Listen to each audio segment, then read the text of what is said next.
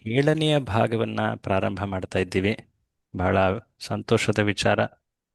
ಶ್ರೀಕೃಷ್ಣ ಮತ್ತು ಶ್ರೀಲ ಪ್ರಭುಪಾದರು ಮತ್ತು ಗುರುವರ್ಗದ ಆಶೀರ್ವಾದ ಕಾರಣದಿಂದಾಗಿ 6 ಭಾಗಗಳನ್ನು ನಾವು ಹಿಂದಿನ ತರಗತಿಗಳಲ್ಲಿ ಚರ್ಚೆ ಮಾಡಿದ್ವಿ. ಈ ದಿನ ನಾವು 7ನೇ ಭಾಗವನ್ನು ಪ್ರಾರಂಭ ಮಾಡ್ತಾ ಇದ್ವಿ. ಪ್ರತಿಯೊಂದು ಭಾಗದಲ್ಲೂ ಕೂಡ ಕೆಲ ತರಗತಿಗಳು, ಕೆಲ ಸಂಚಿಕೆಗಳಿದ್ವು. ಸೊ ಅದೇ ಆ, ಒಂದು ರೀತಿ ಸ್ವರೂಪದಲ್ಲಿ 7ನೆಯ ಭಾಗವು ಕೂಡ ಚರ್ಚಿತವಾಗ್ತದೆ. ಬನ್ನಿ, ಈ ದಿನ ನಾವು ಆ, ಈ 7ನೆಯ ಭಾಗವನ್ನು ಪ್ರಾರಂಭ ಮಾಡೋಣ ಮಂಗಳಾಚರಣದೊಂದಿಗೆ. ಓಂ ಅಜ್ಞಾನತಿಮಿರಾಂಧಸ್ಯ ಜ್ಞಾನಾಂಜನಶಲಾಖಯ ಚಕ್ಷುರುನ್ಮೀಲಿತಂ ಯೇನ ತಸ್ಮೈ ಶ್ರೀಗುರವೇ ನಮಃ. ನಮ ಓಂ ವಿಷ್ಣುಪಾದಾಯ ಕೃಷ್ಣಪ್ರೇಷ್ಠಾಯ ಭೂತಲೆ ಶ್ರೀಮತೆ ಭಕ್ತಿವೇದಾಂತ ಸ್ವಾಮಿನ್ನಿತಿ ನಾಮಿನೆ. ನಮಸ್ತೆ ಸಾರಸ್ವತೆ ದೇವೆ ಗೌರವಾಣಿ ಪ್ರಚಾರಿಣೆ ನಿರ್ವಿಶೇಷ ಶೂನ್ಯವಾದಿ ಪಾಶ್ಚಾತ್ಯ ದೇಶತಾರಿಣೆ. ಜಯ ಶ್ರೀ ಕೃಷ್ಣ ಚೈತನ್ಯ ಪ್ರಭು ನಿತ್ಯಾನಂದ ಶ್ರೀ ಅದ್ವೈತ ಗದಾಧರ ಶ್ರೀವಾಸಾದಿ ಗೌರಭಕ್ತವೃಂದ. ಹರೇ ಕೃಷ್ಣ ಕೃಷ್ಣ ಕೃಷ್ಣ ಹರೇ ಹರೇ, ಹರೇ ರಾಮ ರಾಮ ರಾಮ ಹರೇ ಹರೇ.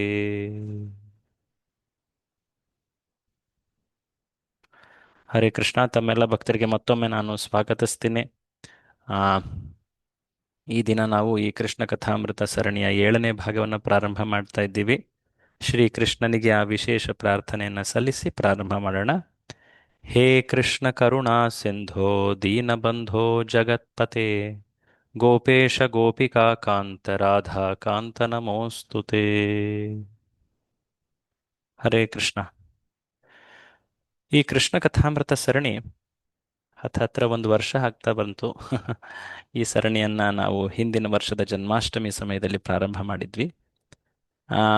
ಶ್ರೀಲ ಪ್ರಭುಪಾದರು ನಮ್ಮೆಲ್ಲರಿಗೂ ನೀಡಿರುವಂತಹ ಆ ಪೂರ್ಣ ಪುರುಷೋತ್ತಮ ಶ್ರೀಕೃಷ್ಣ ಆ ಪುಸ್ತಕದ ಆಧಾರದ ಮೇಲೆ ಈ ಚರ್ಚೆಗಳನ್ನು ಮಾಡಲಾಗ್ತಾ ಇದೆ. ಇವೆಲ್ಲವೂ ಕೂಡ ಆ ಅಮಲ ಪುರಾಣ ಅಂತ ಪ್ರಸಿದ್ಧವಾಗಿರುವಂತಹ ಶ್ರೀಮದ್ ಭಾಗವತ ಗ್ರಂಥ, ಆ ಗ್ರಂಥದ 10ನೆಯ ಸ್ಕಂದದ ವರ್ಣನೆಗಳನ್ನು ಆಧರಿಸಿ ನಾವಿಲ್ಲಿ ಶ್ರೀಲ ಪ್ರಭುಪಾದರ ಏನು ವಿವರಣೆಗಳಿವೆ ಅವುಗಳನ್ನು ಆಧರಿಸಿ ಇಲ್ಲಿ ಚರ್ಚೆ ಮಾಡ್ತಾ ಇದ್ದೀವಿ. ಇದರ ಹಿಂದಿನ ಭಾಗಗಳಲ್ಲಿ ನಾವು ಶ್ರೀಕೃಷ್ಣನ ಬಾಲ್ಯ ಲೀಲೆ, ನಂತರ ವಿಶೇಷವಾಗಿ ವೃಂದಾವನದ ಲೀಲೆ, ಆ ವೃಂದಾವನದ ಲೀಲೆಯಲ್ಲಿ ನಾವು 3 ಭಾಗಗಳನ್ನು ಕಂಡಿದ್ವಿ: ಬಾಲಕೃಷ್ಣ, ಗೋಪಾಲಕೃಷ್ಣ ಮತ್ತು ಕೃಷ್ಣ ಕಿಶೋರ ಅಂತ. ನಂತರ ಶ್ರೀಕೃಷ್ಣ ಮಥುರೆಯನ್ನು ಪ್ರವೇಶಿಸಿ ಮಥುರೆಯಲ್ಲಿ ಅದ್ಭುತವಾದಂತಹ ಲೀಲೆಗಳನ್ನು ಪ್ರದರ್ಶಿಸಿದ. ಅದನ್ನು ನಾವು 4ನೇ ಭಾಗವಾದಂತಹ ಮಥುರಾ ಮೋಹನ ಅಲ್ಲಿ ನಾವು ಕಂಡಿದ್ವಿ. ಅದಾದ ನಂತರದ ಲೀಲೆಗಳು ಮುಖ್ಯವಾಗಿ ದ್ವಾರಕೆಯ ಲೀಲೆಗಳು. ಅವುಗಳಲ್ಲಿ 2 ಭಾಗಗಳನ್ನು ಚರ್ಚೆ ಮಾಡಿದ್ದೇವೆ: ರುಕ್ಮಿಣಿ ರಮಣ ಮತ್ತು ದ್ವಾರಕಾಧೀಶ ಅಂತ. ಈ ರೀತಿಯ ಚರ್ಚೆಯಲ್ಲಿ ನಾವು ಪಾಂಡವ ಪ್ರಿಯ ಅನ್ನೋ ಒಂದು 7ನೇ ಭಾಗವನ್ನು ಪ್ರಾರಂಭ ಮಾಡ್ತಾ ಇದ್ದೀವಿ. ಸೊ ತಮಗೆಲ್ಲ ತಿಳಿದಿರೋ ಹಾಗೆ ಶ್ರೀಕೃಷ್ಣ ಸರಿಸುಮಾರು 11 ವರ್ಷದವರೆಗೆ ಆತ ವೃಂದಾವನದಲ್ಲಿ ತನ್ನ ಅತ್ಯದ್ಭುತವಾದಂತಹ ಅತಿ ಉನ್ನತವಾದಂತಹ ಲೀಲೆಗಳು, ವಿಶೇಷವಾಗಿ ಭಕ್ತಿಯ ಉನ್ನತ 4 ರಸಗಳು ಅಂತ ಏನು ಹೇಳ್ತಾರೆ, ದಾಸ್ಯ, ಸಾಖ್ಯ, ವಾತ್ಸಲ್ಯ, ಮಾಧುರ್ಯ, ಈ ರಸದ ಆಸ್ವಾದನೆಯನ್ನು ತನ್ನ ವೃಂದಾವನದ ಭಕ್ತರೊಡನೆ ಆತ ಪ್ರದರ್ಶಿಸ್ತಾನೆ. ಅದನ್ನ ನಾವು ಕಂಡಿದ್ವಿ. ಅದಾದ ನಂತರದ ಲೀಲೆಗಳನ್ನು ಆ ಲೀಲೆಗಳು 40 ಅಧ್ಯಾಯಗಳಲ್ಲಿ ವರ್ಣಿತವಾಗಿವೆ. ನಂತರದ ಮಥುರೆಯ ಲೀಲೆಗಳು ಸುಮಾರು 10 ಅಧ್ಯಾಯಗಳಲ್ಲಿ ವರ್ಣನೆಯನ್ನು ನಾವು ಕಾಣಬಹುದು. ನಂತರದ ಲೀಲೆಗಳೇನಿವೆ ಅವುಗಳನ್ನು ಸರಿಸುಮಾರು 40 ಅಧ್ಯಾಯಗಳಲ್ಲಿ ಶುಕಮುನಿಗಳು ಪರೀಕ್ಷಿತರಿಗೆ ಅವರು ತಿಳಿಸ್ತಾರೆ. ಸೊ ಶ್ರೀಕೃಷ್ಣ ಅತ್ಯಂತ ಒಂದು ರೀತಿ ಆತನ ಜೀವನ ಚರಿತ್ರೆಯನ್ನು ಕೇಳೋದು ಅದು ಅತ್ಯಂತ ಪುಣ್ಯಕಾರಿ, ಅತ್ಯಂತ ಲಾಭಕಾರಿ, ಶ್ರೇಯಸ್ಕಾರಿ. ಹಾಗಾಗಿ ಭಾಗವತದಲ್ಲಿ ಅನೇಕ ಪ್ರಸಂಗಗಳಲ್ಲಿ ಸಂದರ್ಭದಲ್ಲಿ ಶ್ರೀಕೃಷ್ಣನ ಲೀಲೆಗಳನ್ನು ಕೇಳುವುದರಿಂದ ಉಂಟಾಗುವಂತಹ ಲಾಭಗಳನ್ನು ಅನೇಕ ಅನೇಕ ಬಗೆಯಲ್ಲಿ ಅದನ್ನು ವರ್ಣಿಸಲಾಗಿದೆ. ಆ ಶ್ರೀಮದ್ ಭಾಗವತದ ಪ್ರಾರಂಭದಲ್ಲಿ ಹೇಳಲಾಗುತ್ತೆ, ಯಸ್ಯಾಂ ವೈ ಶ್ರೂಯಮಾಣಾಯಾಂ ಕೃಷ್ಣೇ ಪರಮಪುರುಷೇ.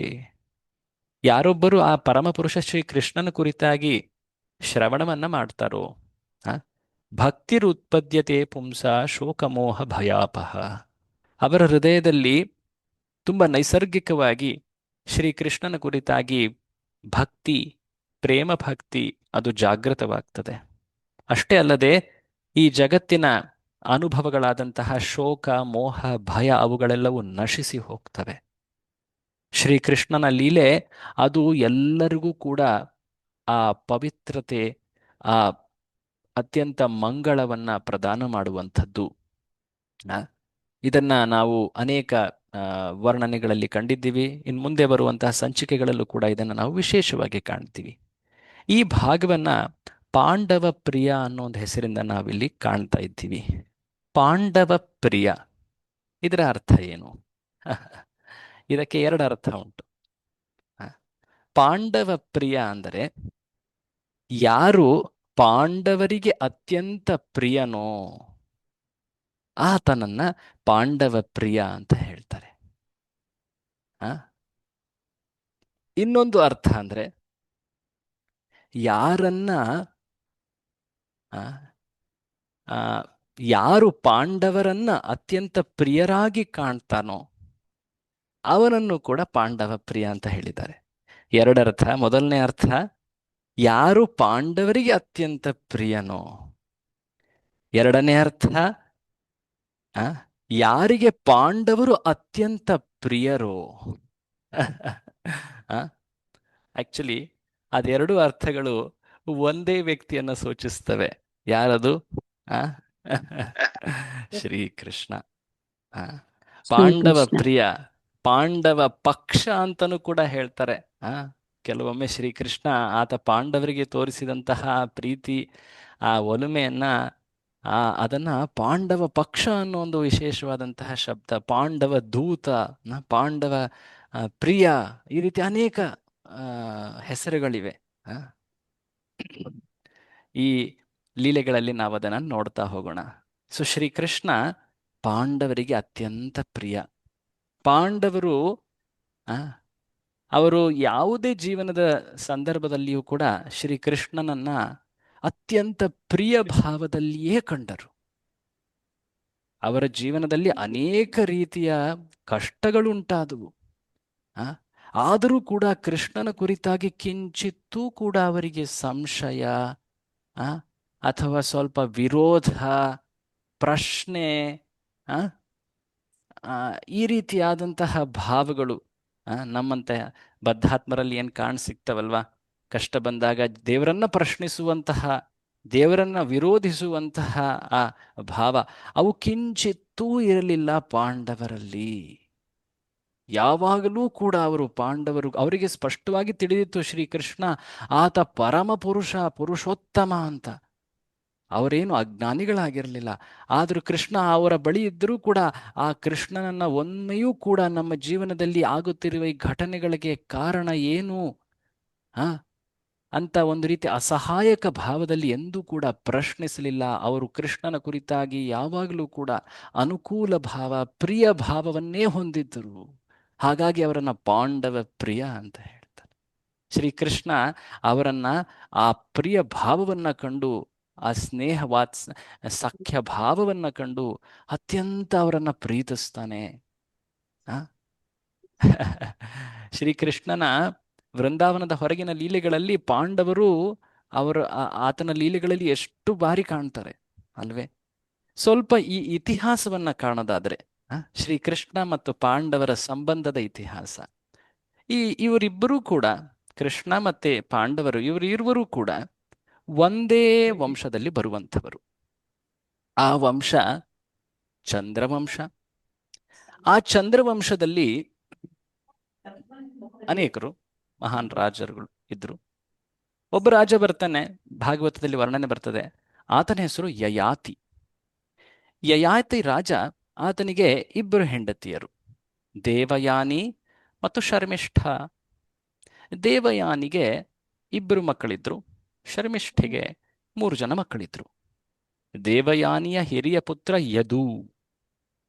ಈ ಯದುವಿನಿಂದ ಆತನ ವಂಶದ ಜನರೆಲ್ಲರೂ ಕೂಡ ಯದುವಂಶೀಯರು, ಯಾದವರು ಅಂತ ಕರೆಯಲ್ಪಟ್ರು. ಯದು ಮತ್ತೆ ಐ ಥಿಂಕ್ ತುರ್ವಾಸು ಅನ್ಸುತ್ತೆ. ಶರ್ಮಿಷ್ಠೆಗೆ ಎಷ್ಟು ಜನ ಮಕ್ಕಳು? ಈಗ ತಾನೇ ಹೇಳಿದ್ನಲ್ಲ, 3 ಜನ. 3 ಜನ ಮಕ್ಕಳು, ಕರೆಕ್ಟ್. ಶರ್ಮಿಷ್ಠೆಗೆ 3 ಜನ ಮಕ್ಕಳು. ಅತ್ಯಂತ ಕಿರಿಯನು ಪುರು. ಈ ಪುರುವಿನ ವಂಶಜರು, ಆತನ ವಂಶದಲ್ಲಿ ಬರುವವರನ್ನ ಪೌರವರು ಅಥವಾ ಕುರು ವಂಶದವರು. ಆತನ ವಂಶದಲ್ಲಿ ಕುರು ಅನ್ನೋ ಇನ್ನೊಬ್ಬ ರಾಜನು ಬರ್ತಾನೆ. ಸೊ ಕೌರವರು ಅಂತ ಹೇಳ್ತಾರೆ. ಸೊ ನೋಡ್ಬೇಕಂದ್ರೆ ಯಾದವರು ಮತ್ತೆ ಕೌರವರು ಇವರ ಪೂರ್ವಜ ಒಬ್ಬನೇ. ಅಂದ್ರೆ ಅವರು ಒಂದು ರೀತಿ ಕುಟುಂಬದ ಏನ್ ಹೇಳ್ತಾರೆ ಇತಿಹಾಸವನ್ನ ನೋಡಿದ್ರೆ ಅವರು ಒಂದೇ ಕುಲದಿಂದ ಬಂದಂತಹ 2 ಶಾಖೆಗಳಂತೆ. ಇನ್ನು ವಿಶೇಷವಾಗಿ ನೋಡೋದಾದ್ರೆ ಯಾದವರು ಅಂದ್ರೆ ಇಲ್ಲಿ ಯಾದವರ ವಂಶದಲ್ಲಿ ಶ್ರೀಕೃಷ್ಣ ಜನ್ಮಿಸ್ತ, ಪುರುವಂಶದಲ್ಲಿ ಪಾಂಡವರು ಜನ್ಮಿಸಿದ್ರು. ಸೊ ಕುಟುಂಬ ಕುಟುಂಬ ಸಂಬಂಧದವರು ಅವರಿಬ್ಬರು. ಅಷ್ಟೇ ಅಲ್ಲದೆ ಇನ್ನೊಂದು ವಿಶೇಷವಾದ ಸಂಬಂಧ ಕೂಡ ಉಂಟು. ಇನ್ನೊಬ್ಬ ರಾಜ ಬರ್ತಾನೆ, ಆತ ಯದುವಂಶದಲ್ಲಿ ಬರುವಂತಹ ರಾಜ. ಆತನ ಹೆಸರು ಶೂರಸೇನ. ಈ ಶೂರಸೇನ ಈತನ ಮಗ ಒಬ್ಬ ಮಹಾನ್ ಅತ್ಯಂತ ಗುಣಸಂಪನ್ನ. ಈತನ ಹೆಸರು ವಸುದೇವ. ಈ ವಸುದೇವ ಆ ಶೂರಸೇನನಿಗೆ ಇನ್ನೊಬ್ಬ ಮಗಳು ಕೂಡ ಇದ್ಲು. ಆಕೆಯ ಹೆಸರು ಪೃಥೆ. ಸೊ ವಸುದೇವ ಮತ್ತು ಪೃಥೆ ಅಣ್ಣ ತಂಗಿಯರು. ಸೊ ಪೃಥೆ ಈಕೆ ಇನ್ನೊಬ್ಬ ವ್ಯಕ್ತಿಗೆ ದತ್ತುಪುತ್ರಿ ಆಗ್ತಾಳೆ. ಕುಂತಿ ಭೋಜ ಎನ್ನುವಂತಹ ಇನ್ನೊಬ್ಬ ರಾಜನಿಗೆ ಆಕೆ ದತ್ತುಪುತ್ರಿಯಾದಳು. ಆಕೆಯ ತಂದೆ ಅಂದ್ರೆ ಶೂರಸೇನ ಆಕೆಯನ್ನ ದಾನವಾಗಿ ನೀಡ್ತಾನೆ. ಯಾರಿಗೆ ನೀಡ್ತಾನೆ? ಕುಂತಿ ಭೋಜ. ಸೊ ಹಾಗಾಗಿ ಆಕೆಯ ಹೆಸರು ಆಗ್ತದೆ ಕುಂತಿ. ಸೊ ವಸುದೇವ, ಸಾರಿ ಇಲ್ಲಿ ಕ್ಷಮಿಸಿ, ಇಲ್ಲಿ ವಾಸುದೇವ ಅಂತ ಇದೆ, ಇದು ವಾಸುದೇವ ಅಲ್ಲ, ಇದು ವಸುದೇವ. ವಸುದೇವ ಮತ್ತು ಕುಂತಿ ಇವರಿಬ್ಬರು ಅಣ್ಣ ತಂಗಿಯರು. ಬಟ್ ಈ ಕುಂತಿ ಭೋಜ ಈತ ಕುರುವಂಶದಲ್ಲಿ ಬರುವವನಾಗಿರೋದ್ರಿಂದ ಆಕೆ ಅದಾದ ಮೇಲೆ, ಸಾರಿ ಕುರುವಂಶ ಅಲ್ಲ, ಆಕೆ ಕುರುವಂಶದ ಪಾಂಡು ಎನ್ನುವ ಒಬ್ಬ ರಾಜನನ್ನ ವಿವಾಹಿತಳಾಗ್ತಾಳೆ, ವಿವಾಹದಲ್ಲಿ ಸ್ವೀಕರಿಸ್ತಾಳೆ. ಸೊ ಹಾಗಾಗಿ ಆಕೆ ಕುರುವಂಶದವಳ ಆದ್ಲು. ಸೊ ಕುರುವಂಶದಲ್ಲಿ ಆ ಪೃಥೆ ಅಥವಾ ಕುಂತಿಯ ಮಕ್ಕಳೇ ಪಾಂಡವರು. ಸೊ ಪಾಂಡವರು ಇಲ್ಲಿ ವಸುದೇವನ ಮಗ ಶ್ರೀಕೃಷ್ಣ, ಅದನ್ನ ಕಂಡಿದ್ದೀವಿ ನಾವು. ಸೊ ಹೀಗೆ ನೋಡಿದ್ರೆ ಪಾಂಡವರು ಮತ್ತೆ ಶ್ರೀಕೃಷ್ಣರು ಇವರು ಕಸಿನ್ಸ್, ಸೋದರ ಸಂಬಂಧಿಗಳು ನೋಡಿ. ಸೊ ಕುಟುಂಬ ಸಂಬಂಧ ಉಂಟು. ಶ್ರೀಕೃಷ್ಣ ಮತ್ತೆ ಪಾಂಡವರ ಮಧ್ಯೆ ಕುಟುಂಬ ಸಂಬಂಧ ಉಂಟು. ಅಂದ್ರೆ ಕುಟುಂಬ ಸಂಬಂಧಕ್ಕೂ ಮಿಗಿಲಾಗಿ ಬಹಳ ಅನ್ಯೋನ್ಯವಾದಂತಹ ಭಕ್ತಿ ಸಂಬಂಧ ಉಂಟು. ಅದನ್ನು ನಾವು ಗಮನಿಸ್ಬೇಕು. ಕುಟುಂಬದಲ್ಲಿ ಹುಟ್ಟಿದ್ರು ಕೂಡ ಕೆಲವೊಮ್ಮೆ ಜನ ಕಚ್ಚಾಡ್ತಾರಲ್ವಾ. ಹುಟ್ಟುತ್ತಾ ಅಣ್ಣ ತಮ್ಮಂದಿರು, ಬೆಳೆಯುತ್ತಾ ದಾಯಾದ. ಒಂದೇ ಕುಟುಂಬದಲ್ಲಿ ಹುಟ್ಟಿದ ತಕ್ಷಣ ಎಲ್ಲ ಚೆನ್ನಾಗಿರುತ್ತೆ, ಸಂತೋಷವಾಗಿ ಸುಖದ ಅನ್ಯೋನ್ಯವಾಗಿರ್ತಾರೆ ಅನ್ನೋ ಗ್ಯಾರಂಟಿ ಏನು ಇಲ್ಲ. ಸೊ ವಿಶೇಷವಾಗಿ ಕೃಷ್ಣ ಮತ್ತು ಪಾಂಡವರ ನಡುವೆ ಈ ಭಕ್ತಿಯ ಸಂಬಂಧ. ಪಾಂಡವರು ಮಹಾನ್ ಭಕ್ತರು, ಶ್ರೀಕೃಷ್ಣ ಪುರುಷೋತ್ತಮ ಆತ.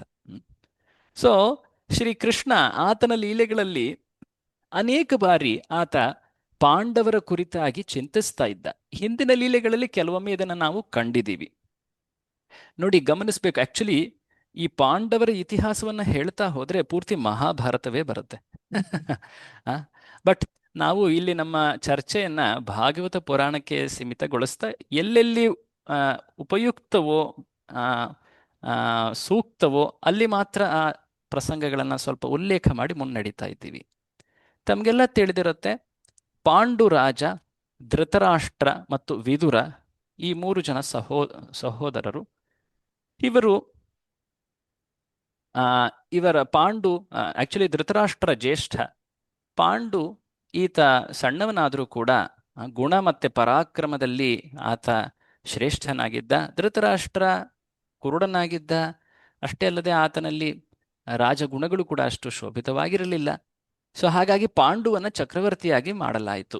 ಭೀಷ್ಮ ಮತ್ತು ಸತ್ಯವತಿ ಪಾಂಡುವನ್ನು ಚಕ್ರವರ್ತಿಯನ್ನಾಗಿ ಮಾಡ್ತಾರೆ, ರಾಜ್ಯಾಭಿಷೇಕ ಆಗ್ತದೆ. ಅದಾದ ಮೇಲೆ ಪಾಂಡು ಆತ ತನ್ನ 2 ಹೆಂಡತಿಯರ ಒಡನೆ ಆತ ಅತ್ಯಂತ ಸಮೃದ್ಧಿಯಲ್ಲಿ ಜೀವಿಸ್ತಾ ಇದ್ದಾನೆ. 2 ಹೆಂಡತಿಯರೇ ಕುಂತಿ ಮತ್ತು ಮಾದ್ರಿ. ಒಂದು ಸಮಯದಲ್ಲಿ ಆತ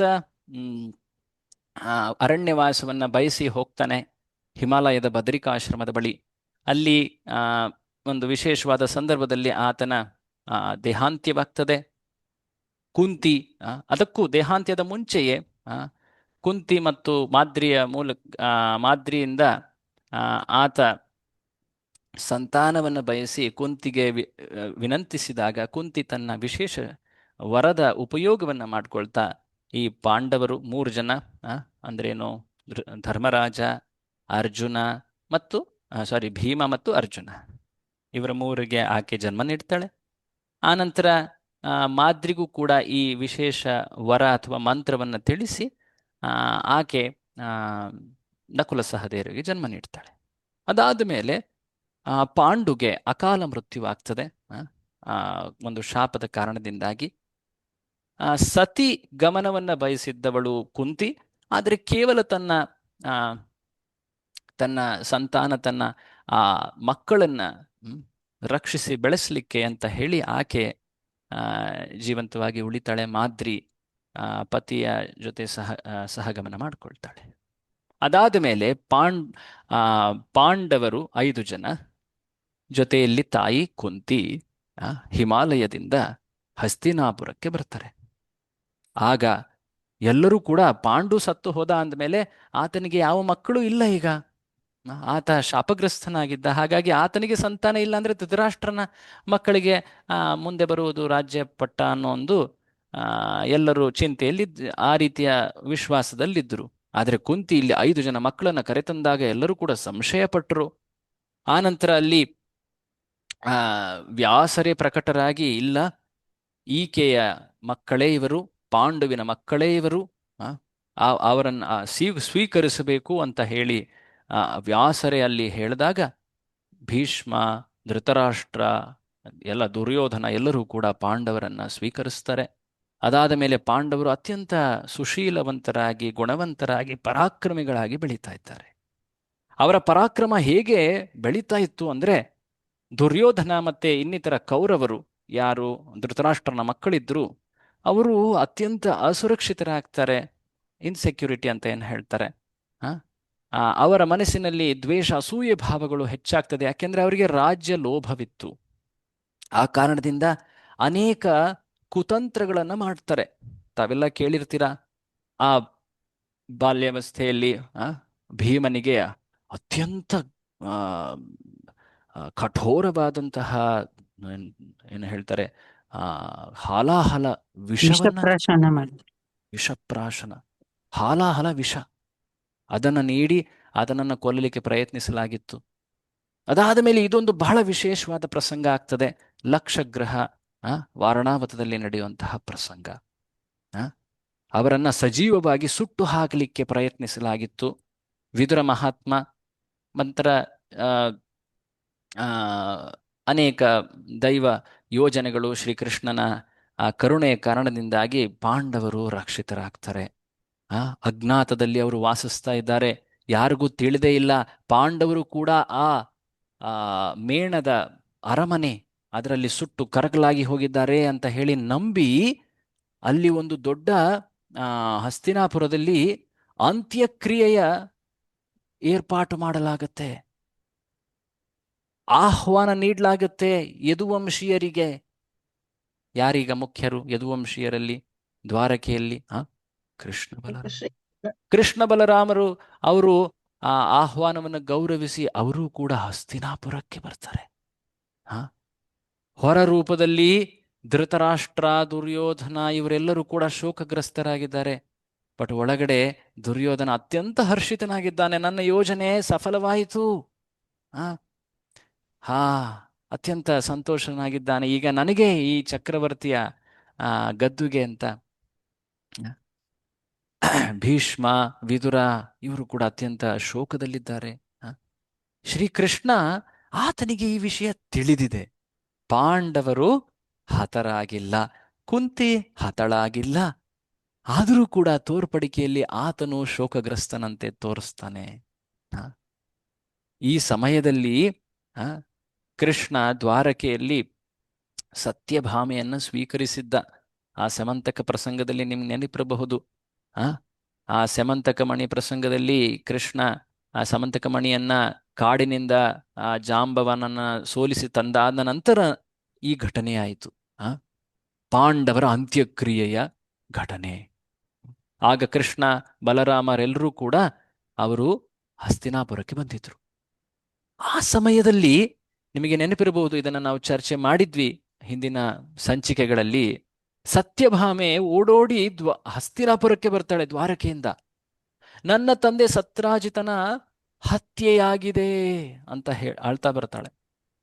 ಆಗ ಕೃಷ್ಣ ಬಲರಾಮರು ಏನು ತಿಳಿದಿಲ್ಲದಂತೆ, ಅವ್ರಿಗೆ ಗೊತ್ತುಂಟು ಏನಾಗಿದೆ ಅಂತ, ಏನು ತಿಳಿದಿಲ್ಲದಂತೆ ಅವರು ಕೂಡ ದ್ವಾರಕೆಗೆ ಹೋಗ್ತಾರೆ.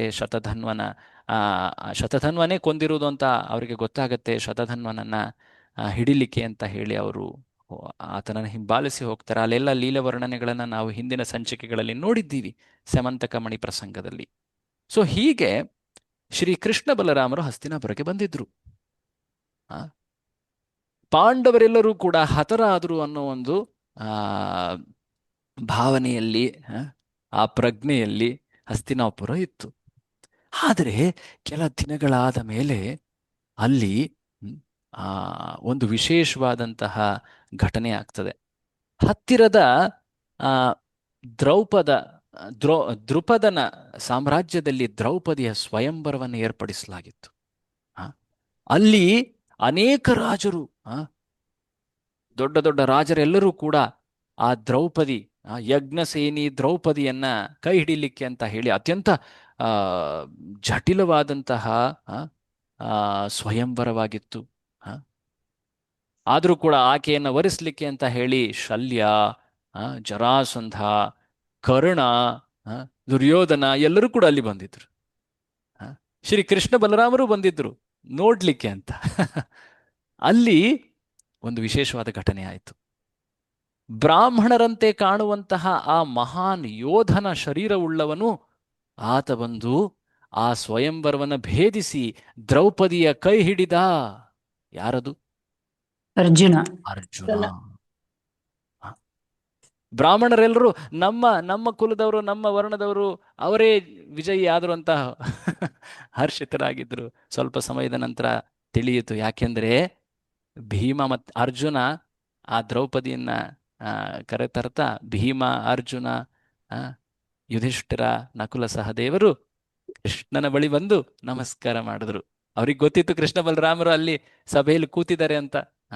ಆ ಸ್ವಯಂವರವನ್ನ ಪ್ರವೇಶಿಸೋದ್ರ ಮುಂಚೆಯೂ ಕೂಡ ಅರ್ಜುನ ಕೃಷ್ಣನ ಕಡೆ ನೋಡಿ ಆತನ ಆಶೀರ್ವಾದವನ್ನು ಪಡೆದಿದ್ದ.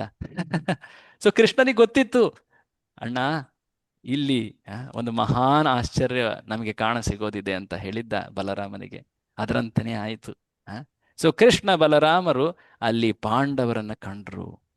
ಅದಾದ ಮೇಲೆ ಎಲ್ಲರಿಗೂ ತಿಳಿತು, ಓ ಈ ಪಾಂಡವರು ಸತ್ ಹೋಗಿಲ್ಲ, ನಾವು ಸತ್ ಹೋಗಿದ್ದಾರೆ ವಾರಣಾವತದಲ್ಲಿ ಅಂತ ಹೇಳಿ ಅವರ ಅಂತ್ಯಕ್ರಿಯೆಯನ್ನ ಮಾಡಿ ಬಂದ್ವಿ. ಆದ್ರೆ ಇವರು ಸತ್ತಿಲ್ಲ. ಅದು ಹೇಗೆ ಸಾಧ್ಯ? ಅವರು ಹೇಗೆ ಸಾಯಲಿಲ್ಲ? ಇವನ್ ಕೃಷ್ಣ ಬಲರಾಮರು ಕೂಡ ಅಂತ್ಯಕ್ರಿಯೆಯಲ್ಲಿ ಪಾಲ್ಗೊಂಡಿದ್ರಲ್ವಾ? ಹೀಗೆ ಇದೆಲ್ಲವನ್ನು ಕೂಡ ನಾವು ಆ ಮಹಾಭಾರತದ ಪ್ರಸಂಗಗಳಲ್ಲಿ ನೋಡಬಹುದು. ಸೊ ಅಜ್ಞಾತದಲ್ಲಿ ಪಾಂಡವರು ಹಿಡಿಂಬ ವಧೆ, ದ್ರೌಪದಿ ಸ್ವಯಂವರ ಇದೆಲ್ಲವನ್ನ ಅವರು ಕಾಣ್ತಾರೆ. ಅದಾದ ಮೇಲೆ ಅವರನ್ನ ಹಸ್ತಿನಾಪುರಕ್ಕೆ ಬರಮಾಡಿಕೊಳ್ಳಲಾಗುತ್ತೆ ಕುಂತಿ ಸಮೇತ. ದ್ರೌಪದಿಯು ಕೂಡ ಆಕೆ ಅವರ ಪತ್ನಿಯಾಗಿ ಬರ್ತಾಳೆ. ಅವರ ಪ್ರಭಾವ, ಅವರ ಕೀರ್ತಿ ಎಷ್ಟು ಬೇಗನೆ ಹರಡ್ತಾ ಇದೆ ಅಂದ್ರೆ ಅದನ್ನ ಸಹಿಸ್ಲಿಕ್ಕಾಗ್ತಾ ಇಲ್ಲ ದುರ್ಯೋಧನನಿಗೆ. ಆತ ಧೃತರಾಷ್ಟ್ರನ ಬಳಿ ಹೋಗಿ ಹೇಗಾದ್ರೂ ಮಾಡಿ ಅವರನ್ನ ಏನು ಸೆದೆ ಬಡಿಬೇಕು, ಅವರನ್ನ ಕೆಳಗುರುಳಿಸ್ಬೇಕು. ಆತನ ಅಸೂಯೆ ಅದು ತುಂಬಾ ಒಳಗಡೆ ಉರಿತಾ ಇದೆ. ಅದನ್ನ ತಿಳಿದ್ಬಿಟ್ಟು ಧೃತರಾಷ್ಟ್ರ 2 ಭಾಗವಾಗಿ ತನ್ನ ರಾಜ್ಯವನ್ನ ಮಾಡ್ಲಿಕ್ಕೆ ಬಯಸ್ತಾನೆ. ಇಂದ್ರಪ್ರಸ್ಥ, ಖಾಂಡವ ಪ್ರಸ್ಥವನ್ನ ಪಾಂಡವರಿಗೆ ನೀಡ್ಲಿಕ್ಕೆ ಅಂತ ಅವನು ಮುಂದೆ ಹೋಗ್ತಾನೆ. ಹಸ್ತಿನಾಪುರವನ್ನ ದುರ್ಯೋಧನನಿಗೆ ನೀಡ್ತಾನೆ. ಸೊ ಇಂದ್ರಪ್ರಸ್ಥ, ಖಾಂಡವ ಪ್ರಸ್ಥ ಈಗ ನಮ್ಮ ಯುಧಿಷ್ಠಿರನ ರಾಜಧಾನಿಯಾಗಿದೆ. ಯುಧಿಷ್ಠಿರ ಭೀಮಾರ್ಜುನ ನಕಲ ಸಹದೇವರೊಂದಿಗೆ, ತನ್ನ ರಾಣಿಯಾದಂತಹ ದ್ರೌಪದಿಯೊಂದಿಗೆ, 5 ಜನರಿಗೆ ಆಕೆಯೇ ಪತ್ನಿ ರಾಣಿ ದ್ರೌಪದಿ, ಕುಂತಿಯೊಂದಿಗೆ ಅತ್ಯಂತ ಧರ್ಮಬದ್ಧವಾಗಿ, ಭಕ್ತಿಪೂರ್ವಕವಾಗಿ, ಅತ್ಯಂತ ವಾತ್ಸಲ್ಯ ಭಾವದಲ್ಲಿ ಪ್ರಜಾ ರಕ್ಷಣೆಯನ್ನ ಮಾಡ್ತಾ ಇದ್ದಾನೆ. ದುಷ್ಟ ನಿಗ್ರಹವನ್ನ ಮಾಡ್ತಾ ಇದ್ದಾನೆ. ಸಾಮ್ರಾಜ್ಯ ಬೆಳೀತಾ ಇದೆ. ಎಲ್ಲ ಪ್ರಜೆಗಳು ಅವರೆಲ್ಲರೂ ಕೂಡ ಇಂದ್ರಪ್ರಸ್ಥಕ್ಕೆ ಬರ್ಲಿಕ್ಕೆ ಬಯಸ್ತಾ ಇದ್ದಾರೆ. ಆ ದುಷ್ಟ ದುರ್ಯೋಧನನ ಸಾಮ್ರಾಜ್ಯದಲ್ಲಿ ಉಳಿದು ಏನು ನಾವು ಕಷ್ಟವನ್ನು ಅನುಭವಿಸ್ಬೇಕು. ಸೊ ಹೀಗೆ ಈ ಯುಧಿಷ್ಠಿರನ ಕೀರ್ತಿ ಅದು ಎಷ್ಟು ಬೇಗ ಹರಡ್ತಾ ಇದೆ. ಸೊ ದ್ವಾರಕೆಯಲ್ಲಿ ಶ್ರೀಕೃಷ್ಣ, ನಾವು ಹಿಂದಿನ ಚರ್ಚೆಗಳಲ್ಲಿ ನೋಡಿದಂತೆ 16,108 ಜನರನ್ನ ಆತ ವರಿಸಿ ಅಲ್ಲಿ ಸುಶೋಭಿತನಾಗಿ ಅತ್ಯಂತ ಕೀರ್ತಿಮಯವಾದಂತಹ ಲೀಲೆಗಳನ್ನು ತೋರಿಸ್ತಾ ಇದ್ದಾನೆ. ಈ ಕಡೆ ನವದೆಹಲಿ ಅಥವಾ ಇಂದ್ರಪ್ರಸ್ಥದ ಬಳಿ ಇಲ್ಲಿ ಪಾಂಡವರು ಅವರು ಅತಿ ಸಮೃದ್ಧರಾಗಿ ರಾಜ್ಯಾಡಳಿತವನ್ನು ನಡೆಸ್ತಾ ಇದ್ದಾರೆ.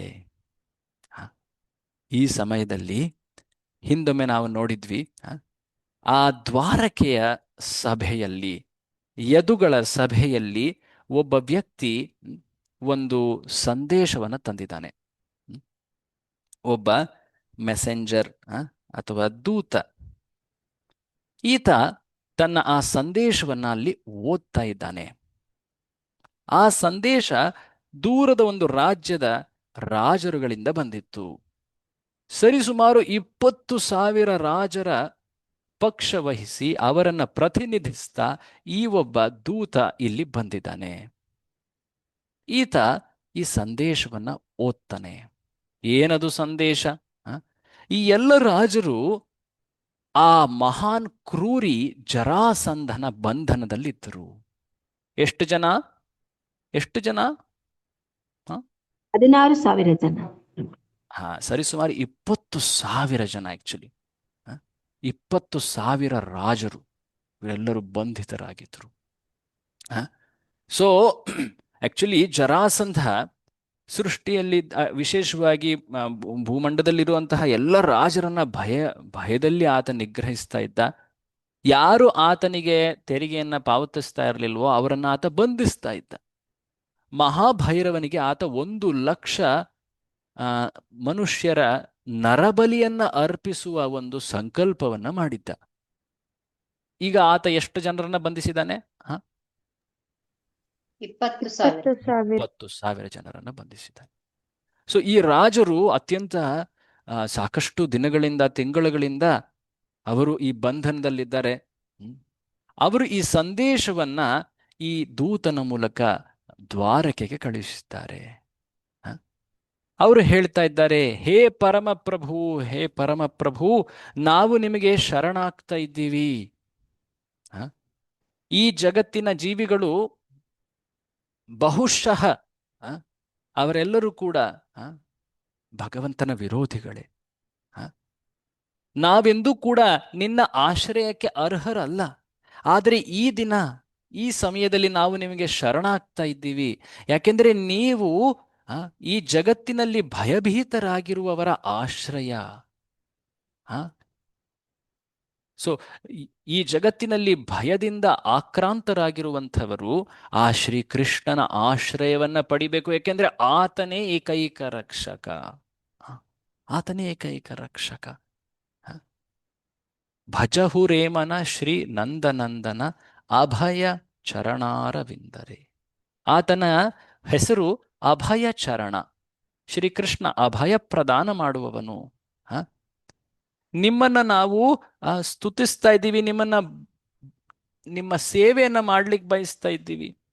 ಹ ಈ ಹಿಂದೆ ನಾವು ನಿಮ್ಮ ಭಕ್ತಿಯನ್ನ ಪಾಲಿಸಿರಲಿಲ್ಲ. ಅನೇಕ ಭೌತಿಕ ಕಾರ್ಯಗಳಲ್ಲಿ, ಪಾಪ ಪುಣ್ಯ ಕಾರ್ಯಗಳಲ್ಲಿ ನಾವು ನಮ್ಮನ್ನು ತೊಡಗಿಸಿಕೊಂಡು ನಮ್ಮ ನಿಜ ಕರ್ತವ್ಯವನ್ನ ಮರೆತು ಬಿಟ್ಟಿದ್ವಿ. ಆದರೂ ಕೂಡ ನಿಮ್ಮ ಶಕ್ತಿ, ನಿಮ್ಮ ವಿಕ್ರಮ, ಲೋಕೋ ವಿಕ್ರಮ ನಿರತಃ, ಲೋಕ ವಿಕರ್ಮ ನಿರತಃ, ನಾವು ವಿಕರ್ಮದಲ್ಲಿ ತೊಡಗಿದ್ವಿ. ಆದರೆ ನಿಮ್ಮ ಪರಾಕ್ರಮವಾದಂತಹ ಕಾಲಶಕ್ತಿ ನಮ್ಮನ್ನ ನಿಗ್ರಹಿಸ್ತಾ ಇದೆ. ಈಗ ನಾವು ಈ ಭೌತಿಕ ಸುಖದ ನಮ್ಮ ಈ ಏನು ಹುಚ್ಚು ಆಸೆಗಳಿವೆ ಅವುಗಳೆಲ್ಲವೂ ಕೂಡ ಸೋಲುಣ್ತಾ ಇವೆ. ಈ ಕರ್ಮ ಬಂಧನದಲ್ಲಿ ನಾವು ಸಿಲುಕಿದ್ದೀವಿ. ನಮ್ಮ ಈ ಪರಿಸ್ಥಿತಿಗೆ, ಈ ಬಂಧನಕ್ಕೆ, ಈ ಜರಾಸಂಧನಂತಹ ಈ ಕ್ರೂರಿಯ ಬಂಧನಕ್ಕೆ ನಾವೇ ಕಾರಣರು. ನಮ್ಮ ಕರ್ಮ ಬಂಧನವಿದು. ದಯವಿಟ್ಟು ಈ ಜರಾಸಂಧ ರೂಪದ ಈ ಕರ್ಮ ಬಂಧನವನ್ನ ತೊರೆದು ಹಾಕಿ, ನಶಿಸಿ ನಮ್ಮನ್ನ ಬಿಡುಗಡೆ ಮಾಡಿ. ನೀವು ಸಜ್ಜನರ ರಕ್ಷಣೆಗೆ, ದುಷ್ಟರ ನಿಗ್ರಹಕ್ಕೆ ಅವತರಿಸುವವರು. ನಾವೇನು ಸಜ್ಜನರಲ್ಲ, ಆದರೆ ನಾವು ಈಗ ವಿಕರ್ಮವನ್ನ ತೊರೆದು ನಿಮ್ಮ ಭಕ್ತರಾಗ್ಲಿಕ್ಕೆ ಬಯಸ್ತಾ ನಿಮ್ಮ ಆಶ್ರಯವನ್ನ ಕೋರ್ತಾ ಇದ್ದೀವಿ. ದಯವಿಟ್ಟು ನೀವು ನಮಗೆ ಈ ಕರ್ಮ ಬಂಧನದಿಂದ ಮುಕ್ತರನ್ನಾಗಿಸಿ. ಯಾಕೆ? ನಿಮ್ಮಲ್ಲಿ ಬಲವಿಲ್ಲವಾ? ನಿಮ್ಮ ಪರಾಕ್ರಮವಿಲ್ಲವಾ? ನೀವು ಕ್ಷತ್ರಿಯರಲ್ಲವಾ? ನೀವೇ ಆತನನ್ನ ಸೆದೆಬಡಿಲಿಕ್ಕಾಗೋದಿಲ್ವಾ? ಇಲ್ಲ ಇಲ್ಲ, ಆತನಿಗೆ 10,000 ಆನೆಗಳ ಬಲವುಂಟು. ಯಾರಿಗೆ? ಜರಾಸಂಧ ಅತ್ಯಂತ ಪರಾಕ್ರಮಿ. ಆತನ ಎದುರುಗೂ ನಾವು ನಿಂತು ಆತನನ್ನ ಸೋಲಿಸ್ಲಿಕ್ಕೆ ಆಗೋದಿಲ್ಲ. ಆತ ನಮ್ಮನ್ನ ಒಂದು ಸಿಂಹ ಹೇಗೆ ಕುರಿ ಮೆಂದೆಯನ್ನ ಹಿಡಿದಿಡುತ್ತೋ ಹಾಗೆ ನಮ್ಮನ್ನ ಹಿಡಿದಿಟ್ಟಿದ್ದಾನೆ. ನಾವು ಅತ್ಯಂತ ಭಯಭೀತರಾಗಿದ್ದೀವಿ. ಪರಾಕ್ರಮದಲ್ಲಿ ನಾವು ಆತನ ಒಂದು ಕಣವೂ ಅಲ್ಲ. ಆದರೆ ನೀವು ಜರಾಸಂಧನನ್ನ ಅನೇಕ ಬಾರಿ ಸೋಲಿಸಿದ್ದೀರಾ. ಎಷ್ಟು ಬಾರಿ ಸೋಲಿಸಿದ್ದೀರಾ? ನೆನಪಿದೆಯಾ? 17 ಬಾರಿ. 18 ಬಾರಿ ಜರಾಸಂಧ ನಿಮ್ಮ ಮೇಲೆ ದಂಡೆತ್ತಿ ಬಂದಿದ್ದ. 17 ಬಾರಿ ಅನಾಯಾಸವಾಗಿ ನೀವು ಆತನನ್ನ ಸೋಲಿಸಿದ್ರಿ. ಅನೇಕ ಅಕ್ಷೋಹಿಣಿ ಸೈನ್ಯಗಳನ್ನ ತಂದಿದ್ದ ಆತ. ಒಮ್ಮೆ ನಿಮ್ಮ ಮನುಷ್ಯ ಲೀಲೆಗಳನ್ನ ತೋರಿಸ್ತಾ, ನೀವು ಯಾವುದೇ ಕಾರಣ ಇಲ್ಲದೆ ಇದ್ರು ಕೂಡ ನೀವು ಹಾಗೇನೆ ಯುದ್ಧ ರಣಭೂಮಿಯಿಂದ ಓಡಿ ಹೋಗಿದ್ರಿ. ಅದನ್ನ ಆತ ತನ್ನ ಗೆಲುವು ಅಂತ ಹೇಳಿ ಯೋಚಿಸ್ತಾ, ಊಹಿಸ್ತಾ ಆತ ಸಂಭ್ರಮಿಸಿದ್ದ. ಆದರೆ ಎಂದೂ ಕೂಡ ನೀವು ಆತನಿಂದ ಸೋಲಲ್ಪಟ್ಟೇ ಇಲ್ಲ. ನೀವು ಆತನ ನಿಗ್ರಹ ಮಾಡಲು ಸರ್ವಸಮರ್ಥರು. ನಾವು ಸಮರ್ಥರಲ್ಲ. ದಯವಿಟ್ಟು ನೀವು ಈ ಕ್ರೂರಿ ಜರಾಸಂಧ ಈತನನ್ನ ಸೆದೆಬಡಿದು ನಮ್ಮನ್ನ ಬಿಡುಗಡೆ ಮಾಡಿ, ನಿಮ್ಮ ಕೃಪೆಯನ್ನ ನೀಡಿ, ನಿಮ್ಮ ಆಶ್ರಯವನ್ನ ಪ್ರದಾನ ಮಾಡಿ ಅಂತ ಹೇಳ್ತಾ ಇದ್ದಾರೆ. ಇದು ಈ ರಾಜರ ಸಂದೇಶ ಅಂತ ಈ ದೂತ ಶ್ರೀಕೃಷ್ಣನಿಗೆ ಓದಿ ಆ ಸಂದೇಶವನ್ನ ತಿಳಿಸ್ತಾ, ಅದಾಗಿ ಕೆಲ ಸಮಯವಷ್ಟೇ, ಅದೇ ದಿನ ಅದೇ ಸಭೆಯಲ್ಲಿ ಕೆಲ ಸಮಯ ಅಷ್ಟೇ ಆಗಿದೆ, ಅಲ್ಲಿ ಇನ್ನೊಬ್ಬ ಮಹಾನ್ ವ್ಯಕ್ತಿ ಅಲ್ಲಿ ಆಗಮನಿಸ್ತಾನೆ. ಆತ ನಾರದ. ಯಾರು? ನಾರದರು ವಿನಾಕಾರಣ ಯಾವುದೇ ಪ್ರದೇಶ, ಯಾವುದೇ ಜಾಗಕ್ಕೂ ಬರೋದಿಲ್ಲ. ಅವರು ಇಲ್ಲಿ ಬರ್ತಾ ಇರುವುದನ್ನ ಗಮನಿಸಿಯೇ ಶ್ರೀಕೃಷ್ಣ ಮತ್ತೆ ಯದು ರಾಜರ ಮುಖ್ಯಸ್ಥ ಅಥವಾ ಸಾಮ್ರಾಟನಾದಂತಹ ಉಗ್ರಸೇನ, ಅಲ್ಲಿದ್ದಂತಹ ಎಲ್ಲ ಯದುಗಳು ಎದ್ದು ನಿಂತು ಆತನನ್ನ ಬರಮಾಡಿ ಸತ್ಕರಿಸಿ, ಹೇಗೆ ಒಬ್ಬ ವ್ಯಕ್ತಿ, ಸುಶಿಕ್ಷಿತ ವ್ಯಕ್ತಿ, ಶಿಷ್ಟಾಚಾರ ಸದಾಚಾರವನ್ನ ಪಾಲಿಸುವವನು ಸಾಧು ಸಂತರ ಸತ್ಕಾರವನ್ನ ಮಾಡಬೇಕು ಅನ್ನೋದನ್ನು ಕೃಷ್ಣ ತನ್ನ ಜೀವನದಿಂದನೇ ತೋರಿಸ್ತಾನೆ. ಅನೇಕ ಬಾರಿ ಇದನ್ನು ಕಾಣಬಹುದು. ನಾರದರನ್ನ ಗೌರವಿಸ್ತಾನೆ, ಅವರನ್ನ ಸತ್ಕರಿಸ್ತಾನೆ, ಅವರನ್ನ ಒಂದು ಆಸನದಲ್ಲಿ ಕುಳ್ಳಿರಿಸಿ ಅವರ ಕುರಿತಾಗಿ ಕೃಷ್ಣ ಹೇಳ್ತಾ ಇದ್ದಾನೆ, ನಾನು ನಿಮ್ಮ ಯೋಗಕ್ಷೇಮವನ್ನ ವಿಚಾರಿಸೋದು ಸರಿಯಲ್ಲ. ಏಕೆಂದ್ರೆ ನಿಮ್ಮ ಯೋಗಕ್ಷೇಮ ಅದನ್ನ ಭಗವಂತ ಖುದ್ದಾಗಿ ನೋಡ್ಕೊಳ್ತಾನೆ. ಆದರೆ ನಿಮಗೆ ನನ್ನ ಎರಡು ಪ್ರಶ್ನೆಗಳಿವೆ. ಮೊದಲನೇದು, ಈ ಜಗತ್ತಿನಲ್ಲಿ ಎಲ್ಲರೂ ನಿರ್ಭೀತರಾಗಿದ್ದಾರಾ? ಮೊದಲನೇ ಪ್ರಶ್ನೆ. ಎರಡನೇ ಪ್ರಶ್ನೆ, ನೀವು ಈಗ ತಾನೇ ನನ್ನ ಆ ಪ್ರಿಯ ಪಾಂಡವರ ಜಾಗದಿಂದ ಬರ್ತಾ ಇದ್ದೀರಾ, ಇಂದ್ರಪ್ರಸ್ಥದಿಂದ ಬರ್ತಾ ಇದ್ದೀರಾ, ಇದನ್ನ ಕೇಳಿ ಬಂದಿದ್ದೀನಿ ನಾನು. ಸೊ ಹಾಗಾಗಿ ದಯವಿಟ್ಟು ಹೇಳಿ, ಪಾಂಡವರು ಏನು ಕಾರ್ಯ ಮಾಡಲಿಕ್ಕೆ ಸನ್ನದ್ಧರಾಗ್ತಾ ಇದ್ದಾರೆ? ಯಾಕೆಂದ್ರೆ ಅವರು ಮಹಾನ್ ವ್ಯಕ್ತಿಗಳು, ಮಹಾನ್ ಕ್ಷತ್ರಿಯರವರು. ಅವರ ಮುಂದಿನ ಯೋಜನೆ ಏನು ಅಂತ. ಸೊ ಎರಡು ಪ್ರಶ್ನೆಗಳು ಏನಾಗಿದ್ವು ಕೃಷ್ಣನದ್ದು ನಾರದರಿಗೆ? ನಿರ್ಭೀತರಾಗಿದ್ದಾರ ಅಂತ ಕೇಳಿ. ಹಾ ಸೊ ಜಗತ್ತಿನಲ್ಲಿ ಎಲ್ರೂ ಜನರು ನಿರ್ಭೀತರಾಗಿದ್ದಾರ. ನಿರ್ಭೀತರಾಗಿದ್ದಾರ. ಎರಡನೇದು, ಪಾಂಡವರು ಯಾವ ಕಾರ್ಯವನ್ನ ಈಗ ಯೋಜಿಸ್ತಾ ಇದ್ದಾರೆ ಇದನ್ನ ಕೇಳಿದ್ರ? ಕೃಷ್ಣ ಕೇಳ್ದ. ಸೊ ನಾರದರು ಹೇಳಿದ್ರು, ಹೇ ಪರಮಪುರುಷ ಪ್ರಭು, ನಿನಗೆ ತಿಳಿದೇ ಇರೋದು ಯಾವುದಿದೆ? ನಿನಗೆ ತಿಳಿದೇ ಇರೋದಂತಹ ವಿಷಯ ಆದ್ರೂ ಯಾವುದಿದೆ? ಆದ್ರೂ ಕೂಡ ನೀನು ನನ್ನನ್ನು ಪ್ರಶ್ನಿಸ್ತಾ ಇದ್ದೀಯಾ ಈ ಜಗತ್ತಿನಲ್ಲಿ ಜನರು ನಿರ್ಭೀತರಾಗಿದ್ದಾರ ಅಂತ? ಯಾಕೆಂದ್ರೆ ಈ ಜಗತ್ತು ಅತ್ಯಂತ ಭಯಗ್ರಸ್ತ ಜಾಗ. ಇದು ಪ್ರತಿ ಹೆಜ್ಜೆಯಲ್ಲಿ ಭಯ ಉಂಟು, ಹೌದಲ್ವಾ? ಅನೇಕ ಕಾರಣಗಳು. ಕೆಲವೊಮ್ಮೆ ನಡೆದಾಡುವಾಗ ಏನು ಮುಂದಿನ ಹೆಜ್ಜೆಯಲ್ಲಿ ಇದೆಯೋ ಅನ್ನೋದಕ್ಕೆ ಭಯ, ನಾಳೆ ಏನಾಗುತ್ತೋ ಅನ್ನೋದ್ರ ಭಯ, ಹೊರಗೆ ಹೋಗಿರುವಂತಹ ನಮ್ಮ ಆಪ್ತರು ವಾಪಸ್ ಬರ್ತಾರೋ ಇಲ್ಲೋ ಅನ್ನೋ ಭಯ, ನಮ್ಮ ವೃತ್ತಿ ಹೇಗೆ ನಡೀತಾ ಇದೆ, ಮುಂದೆ ನಮ್ಮ ಏನು ಸಂಪತ್ತಿ ಏನಿದೆ ಅದು ಹೇಗಿರುತ್ತೆ, ನಮ್ಮ ಆಪ್ತರು ಹೇಗೆ, ಅವರ ಆರೋಗ್ಯದ ಭಯ, ಎಲ್ಲದರಲ್ಲೂ ಕೂಡ ಕಣಕಣದಲ್ಲೂ ಭಯ ಇದೆ ಜಗತ್ತಿನಲ್ಲಿ. ಕಣಕಣದಲ್ಲೂ ಮೃತ್ಯುವಿದೆ, ಹಾಗಾಗಿ ಕಣಕಣದಲ್ಲೂ ಭಯವಿದೆ. ಸೊ ಈ ಜಗತ್ತಿನಲ್ಲಿ ನಿರ್ಭೀತರಾಗಲಿಕ್ಕೆ ಏಕೈಕ ಮಾರ್ಗ ಅಂದ್ರೆ ಅದು ಹೇ ಪರಮಪುರುಷ ಕೃಷ್ಣ, ನಿನ್ನ ಲೀಲಾ ವರ್ಣನೆಗಳು, ನಿನ್ನ ನಾಮರೂಪ ಗುಣ ಲೀಲೆಗಳ ಕುರಿತಾಗಿ ಕೇಳೋದ್ರಿಂದ ಮಾತ್ರ ನಿರ್ಭಯ ಸಿಗುವಂಥದ್ದು. ಹಾಗಾಗಿ ನಿನ್ನ ಹಿರಿಮೆ ಜಗತ್ತಿನಲ್ಲಿ ಹರಡದಷ್ಟು ಜನ ನಿರ್ಭೀತರಾಗ್ತಾರೆ. ಅಂದ್ರೇನು? ಕೃಷ್ಣನ ಭಕ್ತಿ ಎಷ್ಟು ಜನ ಪಾಲಿಸ್ತಾರೋ ಅಷ್ಟು ನಿರ್ಭೀತರಾಗ್ತಾರೆ. ಯಾರು ಹೇಳ್ತಾ ಇದ್ದಾರೆ ಇದನ್ನ? ನಾರದರು ಕೃಷ್ಣನಿಗೆ ಹೇಳ್ತಾ ಇದ್ದಾರೆ. ಸೊ ಕೃಷ್ಣ ನಾರದರಿಗೆ ಈ ಪ್ರಶ್ನೆ ಕೇಳಿದ್ದ. ಮುಖ್ಯವಾಗಿ ಆತ ಪ್ರಶ್ನಿಸಿದ್ದು ಪಾಂಡವರ ಕಾರ್ಯ. ಬಟ್ ಒಂದು ಸಣ್ಣ ಪ್ರಶ್ನೆ ಅದಕ್ಕಿಂತ ಮುಂಚೆ ಹೇಳಿದ್ದು, ಜಗತ್ನಲ್ಲಿ ಎಲ್ಲರೂ ನಿರ್ಭೀತರಾಗಿದ್ದಾರ? ಅದಕ್ಕೆ ನಾರದರು ಹೇಳಿದ್ರು, ಭಗವಂತ ನಿನಗೆ ತಿಳಿದೇ ಇರೋದೇನಿದೆ? ನಿನ್ನ ಕೀರ್ತಿ ಎಷ್ಟು ಜನ ತಿಳಿತಾರೋ, ಅದನ್ನ ಪಾಲಿಸ್ತಾರೋ, ನಿನ್ನ ಕುರಿತಾಗಿ ಶ್ರವಣ ಮಾಡ್ತಾರೋ ಅಷ್ಟು ನಿರ್ಭೀತರಾಗ್ತಾರೆ. ಸೊ ಆತ ಆ ಭಗವಂತನ ಲೀಲೆಗಳನ್ನ ಕೊಂಡಾಡ್ತಾನೆ. ನಿಮ್ಮ ಲೀಲೆಯ ಶ್ರವಣ, ನಿಮ್ಮ ಕಾರ್ಯಗಳು, ನಿಮ್ಮ ಚರಿತ್ರೆ, ನಿಮ್ಮ ಗುಣಗಳೇನಿವೆ, ಇವುಗಳೇ ಈ ಜಗತ್ತಿನ ಜೀವಿಗಳಿಗೆ ಮುಕ್ತಿಯ ಮಾರ್ಗ.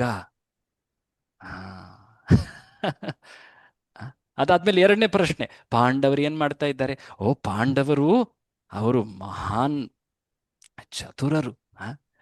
ವಿಶೇಷವಾಗಿ ಯುಧಿಷ್ಠಿರ ಮಹಾರಾಜ, ನಿಮ್ಮ ಪರಮ ಭಕ್ತ, ಆತ ಒಂದು ಮಹಾನ್ ಕಾರ್ಯವನ್ನ ಕೈಗೊಂಡಿದ್ದಾನೆ. ರಾಜಸೂಯ ಯಜ್ಞವನ್ನ ನೆರವೇರಿಸಲಿಕ್ಕೆ ಆತ ಸಂಕಲ್ಪ ಮಾಡಿದ. ಇದನ್ನ ನೀವು ಅನುಮೋದಿಸ್ಬೇಕು. ಆಯ್ತು, ಒಳ್ಳೆ ಕಾರ್ಯ ಮಾಡ್ತಾ ಇದ್ದಾನೆ. ಇಲ್ಲ, ನೀವು ಖುದ್ದಾಗಿ ಅಲ್ಲಿ ಹೋಗಬೇಕು. ನಾನ್ಯಾಕೆ ಹೋಗಬೇಕು? ನಿಮ್ಮನ್ನ ಕಂಡರೆ, ನಿಮ್ಮ ಕುರಿತಾಗಿ ಶ್ರವಣ ಮಾಡಿದ್ರೇನೆ ಜನ ಅಷ್ಟು ಪುನೀತರಾಗ್ತಾ ಇದ್ದಾರೆ. ನಿಮ್ಮ ದರ್ಶನ ಭಾಗ್ಯ ಸಿಕ್ಕರೆ, ನಿಮ್ಮ ಸೇವಾ ಭಾಗ್ಯ ಸಿಕ್ಕರೆ ಅವರು ಎಷ್ಟು ಶುದ್ಧರಾಗಬೇಡ, ಎಷ್ಟು ಮಹಾನ್ ಆಶೀರ್ವಾದ ದೊರಕಬೇಡ. ಸೊ ನೀವು ಖುದ್ದಾಗಿ ಅಲ್ಲಿ ಹೋಗಬೇಕು, ಈ ಕಾರ್ಯವನ್ನ ಯಶಸ್ವಿಗೊಳಿಸ್ಬೇಕು, ಆಶೀರ್ವದಿಸಬೇಕು. ಅಲ್ಲಿ ಕೇವಲ ಪಾಂಡವರಷ್ಟೇ ಅಲ್ಲ, ಈ ಯಜ್ಞದ ಸಂಕಲ್ಪವೇ ಹಾಗೆ.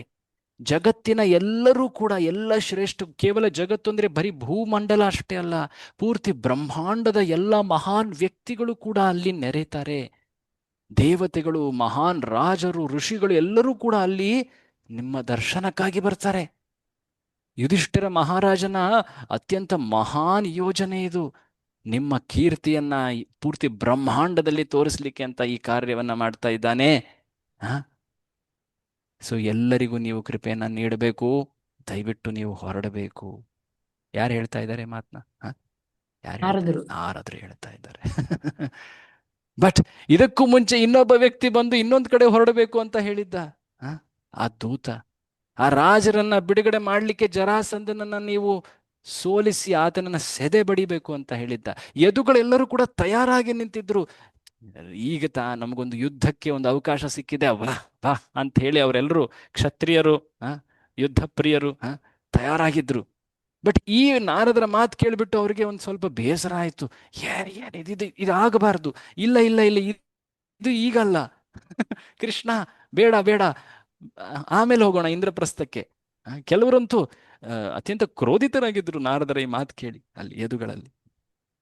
ಬಟ್ ಕೃಷ್ಣನಿಗೆ ಏನು ಮಾಡಬೇಕು, ಎಲ್ಲರನ್ನು ಕೂಡ ಸಂತುಷ್ಟಿಗೊಳಿಸ್ಬೇಕು. ತಾನೇ ಆ ಕಾರ್ಯವನ್ನು ಹೇಳ್ಬಿಟ್ರೆ ಕೆಲವರು ಬೇಸರಗೊಳ್ಬೋದು. ಸೊ ಕೃಷ್ಣ ತನ್ನ ಇಚ್ಛೆಯನ್ನ ಇನ್ನೊಬ್ಬ ಮಹಾನ್ ಭಕ್ತನ ಮೂಲಕ ನೆರವೇರಿಸಲಿಕ್ಕೆ ಮುಂದೆ ಹೋಗ್ತಾನೆ. ಯಾರದು ಗೊತ್ತಾ? ಯಾರದು ಗೊತ್ತಾ? ಕೃಷ್ಣನ ಪರಮಪ್ರಿಯ, ದ್ವಾರಕೆಯಲ್ಲಿ ಅತ್ಯಂತ ನಿಕಟವರ್ತಿ ಆತ ಬಲರಾಮ. ಉದ್ಧವ. ಉದ್ಧವ ಯದು ವಂಶೀಯನೇ, ಆದ್ರೆ ಆತ ಯದುಗಳ ಮಂತ್ರಿಗಳಲ್ಲಿ ಆತ ವರ್ಯ, ಮುಖ್ಯಸ್ಥ. ಶ್ರೀಕೃಷ್ಣ ಹೇಳ್ತಾನೆ, ಹೇ ಉದ್ಧವ, ನೀನು ನಮ್ಮ ಕಣ್ಣಿನಂತೆ ಪರಮಚಕ್ಷು ನೀನು. ನಿನ್ನನ್ನ ನಾವು ಆಶ್ರಯಿಸಿದ್ರೆ ನಮಗೆ ಮುಂದಿನ ಎಲ್ಲ ಶ್ರೇಯಸ್ಸು ದೊರಕತ್ತೆ.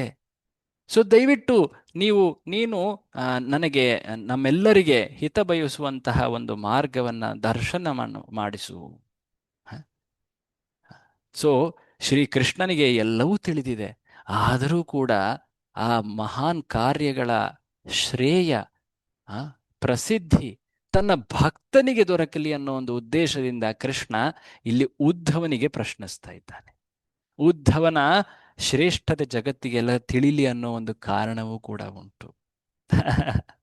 ಸೊ ಉದ್ಧವ ಆತ ಶ್ರೀಕೃಷ್ಣನ ಇಚ್ಛೆಯನ್ನ ತಿಳಿದಿದ್ದಾನೆ. ಅತ್ಯಂತ ಚತುರ, ಬೃಹಸ್ಪತಿಯ ಶಿಷ್ಯ ಈತ ಎಲ್ಲ ವೇದ ವಿದ್ಯೆಗಳನ್ನ ತಿಳಿದವನು, ವಿಶೇಷವಾಗಿ ಮಂತ್ರಣ ಮಾರ್ಗದರ್ಶನದ ಜ್ಞಾನವನ್ನ ತಿಳಿದವನು. ಆತ ಅಲ್ಲಿ ಹೇಳ್ತಾನೆ, ನೀವು ನಿಮ್ಮ ಸೋದರ ಸಂಬಂಧಿಗಳಾದಂತಹ ಪಾಂಡವರನ್ನ ಸಂತುಷ್ಟಿಗೊಳಿಸಬೇಕು, ರಾಜಸೂಯ ಯಜ್ಞದಲ್ಲಿ ನೆರವಾಗಬೇಕು. ಅಷ್ಟೇ ಅಲ್ಲದೆ ನೀವು ಆ ರಾಜರುಗಳ ಬಂಧನವನ್ನು ಕೂಡ ನೀವು ತೊರೆದು ಹಾಕಬೇಕು. ಎರಡನ್ನೂ ಮಾಡಬೇಕು. ಈ ಎರಡನ್ನೂ ಮಾಡಲಿಕ್ಕೆ ಈಗ ಸದ್ಯಕ್ಕೆ ನೀವು ಮೊದಲನೇದಾಗಿ ಜರಾಸಂಧನನ್ನ ಸೋಲಿಸಬೇಕು. ಹೀಗೆ ಮಾಡಿದ್ರೆ ಎರಡೂ ಉದ್ದೇಶಗಳು ನೆರವೇರುತ್ತವೆ. ರಾಜಸೂಯ ಯಜ್ಞವನ್ನ ಮಾಡಲಿಕ್ಕೆ ಎಲ್ಲ ಪೂರ್ತಿ ಬ್ರಹ್ಮಾಂಡದ ರಾಜರೆಲ್ಲರೂ ಕೂಡ ಪಾಂಡವರ ಮುಂದೆ ತಲೆಬಾಗಬೇಕು. ಆದ್ರೆ ಈಗ ಜರಾಸಂಧ ಆತ ಉದ್ಧಟನಾಗಿದ್ದಾನೆ. ಆತನನ್ನು ಸೋಲಿಸಿದರ ಮೇಲೆಯೇ ಈ ರಾಜಸೂಯ ಯಜ್ಞವನ್ನ ಸಂಪನ್ನ ಮಾಡ್ಲಿಕ್ಕೆ ಸಾಧ್ಯ. ಸೊ ಹಾಗಾಗಿ ಯಜ್ಞವನ್ನ ಮಾಡ್ಲಿಕ್ಕೂ ಕೂಡ, ನಂತರ ಈ ರಾಜರುಗಳು ಬಂಧಿತರಾಗಿರೋ ರಾಜರುಗಳನ್ನ ಮುಕ್ತಿ ಮಾಡ್ಲಿಕ್ಕೂ ಕೂಡ ಈ ಜರಾಸಂಧನನ್ನ ಸೋಲಿಸಲೇಬೇಕು. ಸೊ ಹಾಗಾಗಿ ನೀವು ಈ ಎರಡನ್ನೂ ನೆರವೇರಿಸಬೇಕು. ಅದನ್ನ ಮಾಡಲಿಕ್ಕೆ ಮಾರ್ಗ ಏನು ಅನ್ನೋದನ್ನು ಕೂಡ ಉದ್ಧವ ಮುಂದೆ ಹೇಳ್ತಾನೆ. ನನಗೆ ತಿಳಿದು ಬಂದಿದೆ, ನಾನು ಜ್ಯೋತಿಷಾಸ್ತ್ರವನ್ನ ತಿಳಿದಿದ್ದೀನಿ, ಅನೇಕ ವೇದ ವಿದ್ಯೆಗಳನ್ನ ತಿಳಿದಿದ್ದೀನಿ. ಅದರ ಪ್ರಕಾರ ಈ ಜರಾಸಂಧ ಅತ್ಯಂತ ಪರಾಕ್ರಮಿ.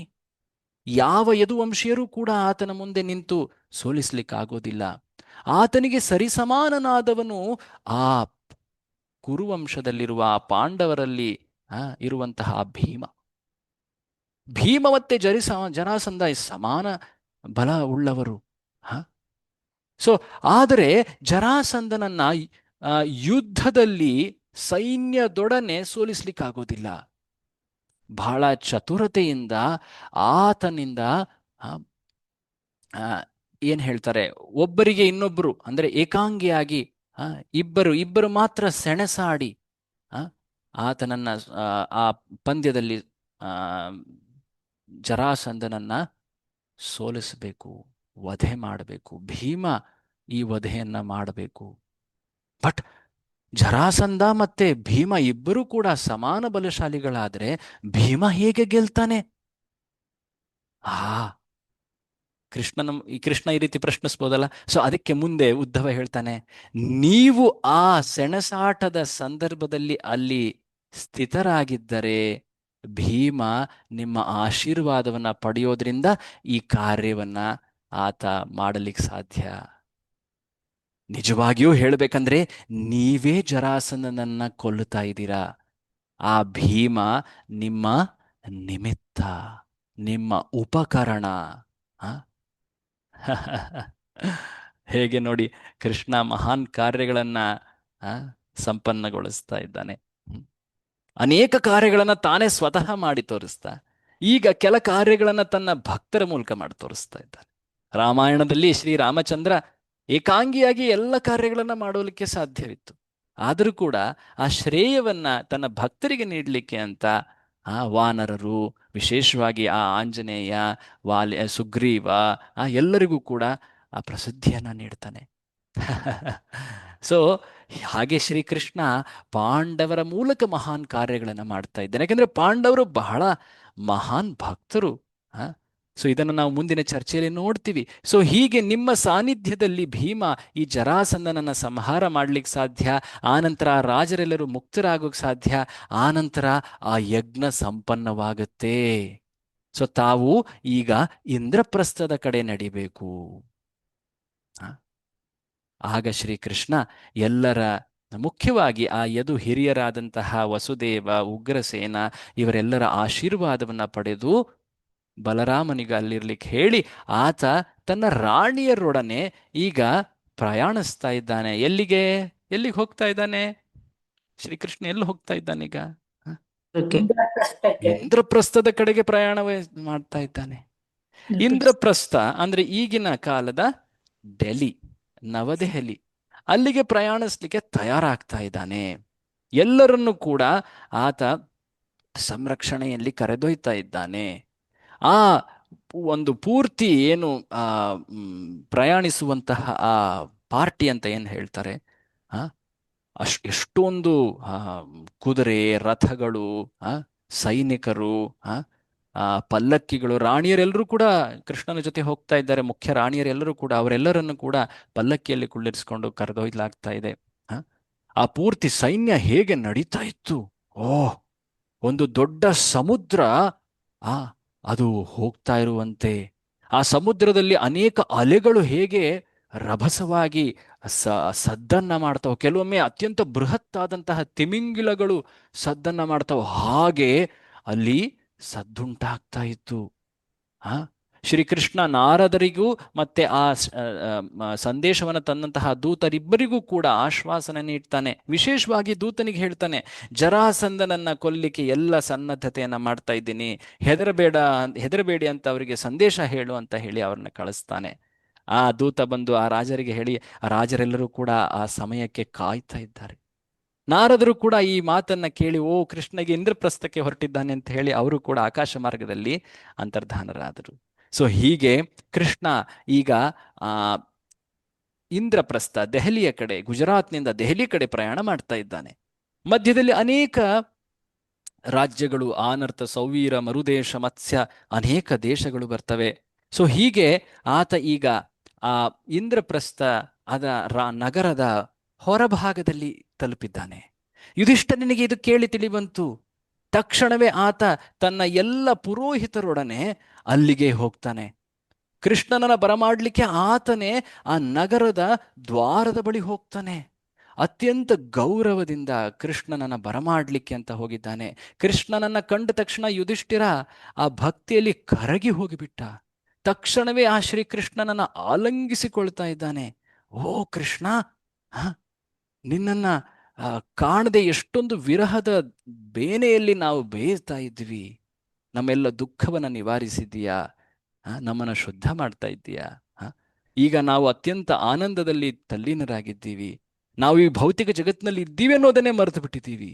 ಅಷ್ಟೇ ಅಲ್ಲದೆ ಇದೇ ರೀತಿಯಾಗಿ ಭೀಮ ಕೂಡ ಕೃಷ್ಣನನ್ನ ಆಲಂಗಿಸ್ತಾನೆ. ಸಮವಯಸ್ಕನಾದ ಅರ್ಜುನ ಸ್ನೇಹ ಭಾವದಲ್ಲಿ ಕೃಷ್ಣನನ್ನ ಆಲಂಗಿಸ್ತಾನೆ. ನಕುಲ ಸಹದೇವರು ಶ್ರೀಕೃಷ್ಣನ ಪಾದಸ್ಪರ್ಶ ಮಾಡ್ತಾರೆ.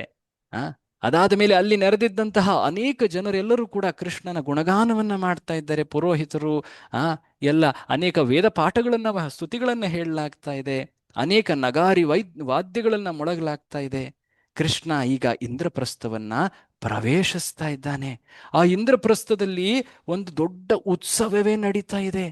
ಅಲ್ಲಿ ಹಿರಿಯರಾದಂತಹ ಕುಂತಿ, ಆಕೆ ಆ ಕೃಷ್ಣನ ಅತ್ತೆ ಆಕೆ ಅಲ್ವಾ ಆಕೆ ಆತನ ಬಳಿ ಬಂದು ಆತನಿಗೆ ಆರತಿ ಮಾಡಿ ಆತನನ್ನ ಬರಮಾಡಿಕೊಳ್ತಾ ಇದ್ದಾಳೆ. ಆಕೆ ಪಾದಸ್ಪರ್ಶವನ್ನ ಮಾಡ್ಲಿಕ್ಕೆ ಹೋಗ್ತಾನೆ ಶ್ರೀಕೃಷ್ಣ. ಶ್ರೀಕೃಷ್ಣ ಕುಂತಿಯನ್ನ ಅತ್ಯಂತ ಅಕ್ಕರೆಯಿಂದ ಕಾಣ್ತಾನೆ.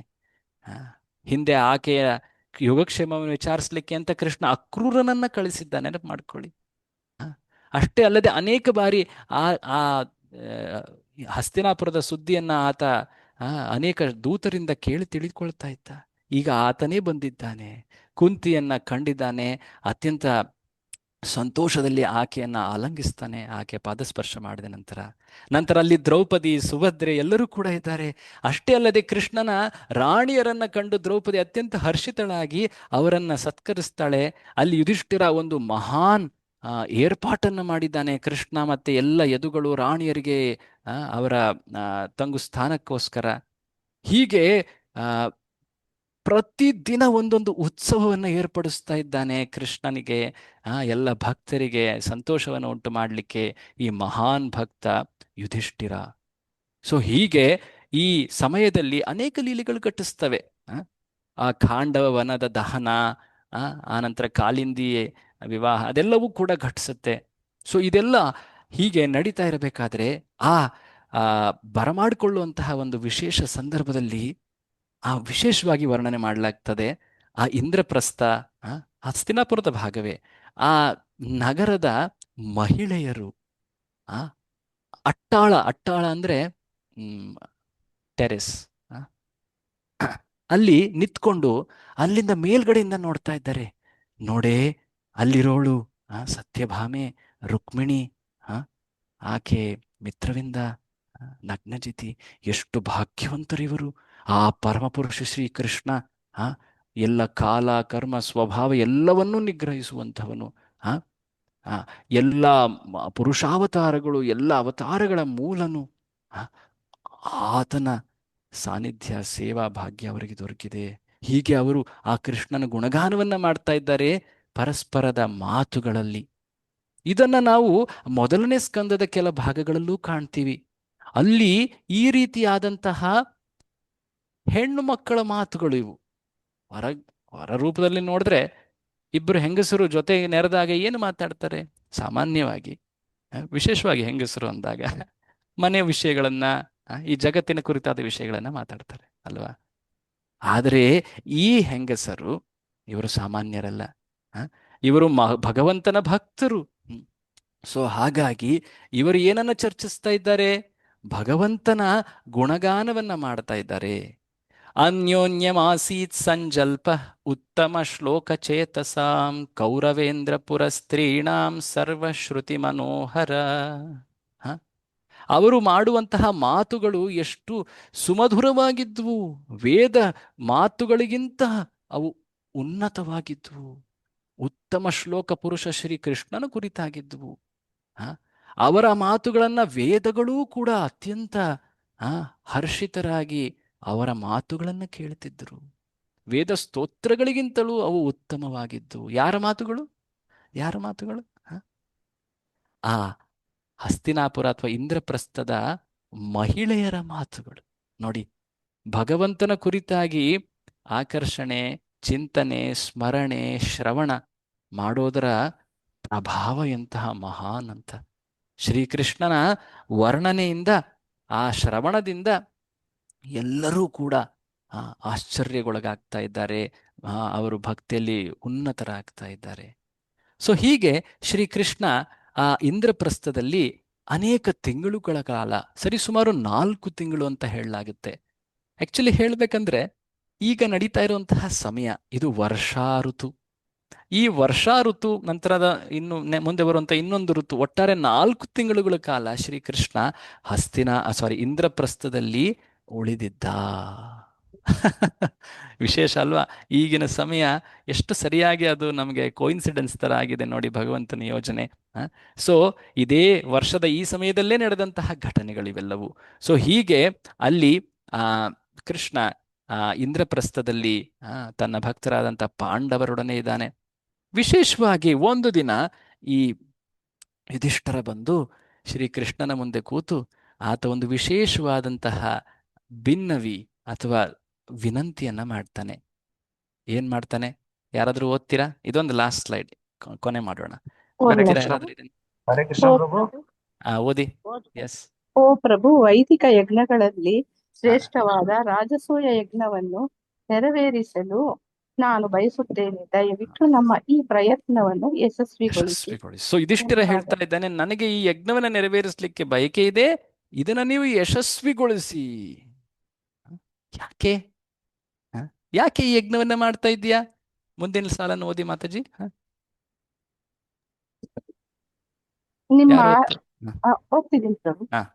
ನಿಮ್ಮ ಭಕ್ತಿ ಸೇವೆಯ ಮಹಿಮೆಯನ್ನು ಈ ಲೋಕದ ಜನರೆಲ್ಲರೂ ಕಾಣುವಂತೆ ದಯವಿಟ್ಟು ಅನುಗ್ರಹಿಸಿ. ಸೊ ಯುಧಿಷ್ಠಿರ ರಾಜ ಅಲ್ಲಿ ಕೃಷ್ಣನಿಗೆ ನನ್ನ ಬಯಕೆ ಉಂಟು, ರಾಜಸೂಯ ಯಜ್ಞ ಮಾಡ್ಬೇಕಂತ, ದಯವಿಟ್ಟು ಅದನ್ನ ಯಶಸ್ವಿಗೊಳಿಸಿ. ಯಾಕೆ ಯಜ್ಞ ಮಾಡ್ತಾ ಇದೀಯಾ? ಯಾಕೆಂದ್ರೆ ನಾನು ಈ ಯಜ್ಞದ ಮೂಲಕ ನಿಮ್ಮ ಭಕ್ತಿ ಸೇವೆಯ ಮಹಿಮೆಯನ್ನ ಜಗತ್ತಿಗೆ ತಿಳಿಸ್ಬೇಕಂತ ಇದ್ದೀನಿ. ಸೊ ಯುಧಿಷ್ಠಿರ ರಾಜ ಈ ಯಜ್ಞವನ್ನ ಮಾಡೋದ್ರ ಮುಖ್ಯ ಉದ್ದೇಶ ಏನಾಗಿತ್ತು? ಕೀರ್ತಿಯನ್ನು ಹರಡುವುದು, ಭಗವಂತನ ಹಿರಿಮೆ, ಕೀರ್ತಿ, ಆತನ ಗುಣಗಾನವನ್ನ ಜಗತ್ತು ಬ್ರಹ್ಮಾಂಡದೆಲ್ಲೆಡೆ ತೋರಿಸ್ಬೇಕಾಗಿತ್ತು. ಆ ಉದ್ದೇಶದಿಂದ ಆತ ಈ ಯಜ್ಞವನ್ನ ಕೈಗೊಳ್ತಾ ಇದ್ದಾನೆ, ಸಾಮಾನ್ಯ ರಾಜನಂತೆ ಅಲ್ಲ. ಸೊ ಹೀಗೆ ಈ ಯಜ್ಞದ ಸಂಕಲ್ಪವನ್ನ ಮಾಡ್ಲಿಕ್ಕೆ ಮುಂದೆ ಹೋಗ್ತಾ ಇದ್ದಾನೆ, ಕೃಷ್ಣನ ಆಶೀರ್ವಾದವನ್ನ ಬಯಸ್ತಾ ಇದ್ದಾನೆ. ಸೊ ಹೀಗಿರುವಾಗ ಕೃಷ್ಣ ಮುಂದೆ ಏನ್ ಹೇಳ್ದ? ಆನಂತರ ಜರಾಸಂಧನ ನಿಗ್ರಹ ಹೇಗಾಯಿತು, ಯಜ್ಞ ಮುಂದೆ ಏನಾಯ್ತು? ಯಾಕೆಂದ್ರೆ ಈ ಯಜ್ಞ ಬಹಳ ಮುಖ್ಯವಾದಂತಹ ಘಟನೆ. ಈ ಯಜ್ಞದ ಕಾರಣದಿಂದಾಗಿ ಅನೇಕ ವಿಶೇಷ ಘಟನೆಗಳು ನೆರವೇರ್ತವೆ. ಯಜ್ಞದ ಕಾರಣದಿಂದಾಗಿ ಶಿಶುಪಾಲನ ವಧೆಯ ಆಗ್ತದೆ. ಯಜ್ಞದ ಕಾರಣದಿಂದಾಗಿ ಮುಂದೆ ಒಂದು ರೀತಿ ಕುರುಕ್ಷೇತ್ರ ಅಥವಾ ಏನು ಹೇಳ್ತಾರೆ, ಪಾಂಡವರು ಕೌರವರ ಮಧ್ಯೆ ಆ ದ್ವೇಷವೂ ಕೂಡ ಹೆಚ್ಚಾಗತ್ತೆ. ಅದು ಒಂದು ರೀತಿ ಬೇರೆ ಸ್ವರೂಪವನ್ನೇ ಪಡೆಯುತ್ತೆ. ಹೀಗೆ ಅನೇಕ ಒಂದು ಮುಖ್ಯ ಘಟನೆ ಇದು ಪೂರ್ತಿ ಮಹಾಭಾರತ ಅಥವಾ ಭಾಗವತದಲ್ಲಿ, ಕೃಷ್ಣನ ಲೀಲೆಗಳಲ್ಲೂ ಕೂಡ. ಅದೆಲ್ಲವನ್ನ ನಾವು ನಾಳೆಯ ಸಂಚಿಕೆಯಲ್ಲಿ ಚರ್ಚೆ ಮಾಡೋಣ. ಕ್ಷಮಿಸಿ, 1 ಗಂಟೆ ಆಯ್ತು ಇವತ್ತು, ತುಂಬಾ ದೀರ್ಘವಾಯಿತು ಚರ್ಚೆ. ಶ್ರೀಲ ಪ್ರಭುಪಾದರಿಗೆ ನಮ್ಮ ಕೃತಜ್ಞತೆಯನ್ನು ಸಲ್ಲಿಸ್ತಾ ಈ ದಿನದ ಚರ್ಚೆಯನ್ನು ನಾವು ಇಲ್ಲಿ ವಿರಾಮ ಮಾಡ್ತಾ ಇದ್ದೀವಿ. ಶ್ರೀಲ ಪ್ರಭುಪಾದರಿಗೆ ಜೈ. ಹರೇ ಕೃಷ್ಣ. ನಾಳೆ ಮತ್ತೆ ಈ ಚರ್ಚೆಯನ್ನು ನಾವು ಇದೇ ಸಮಯದಲ್ಲಿ 2ನೇ ಸಂಚಿಕೆ ಅದನ್ನು ಮುಂದುವರಿಸೋಣ. ಹರೇ ಕೃಷ್ಣ.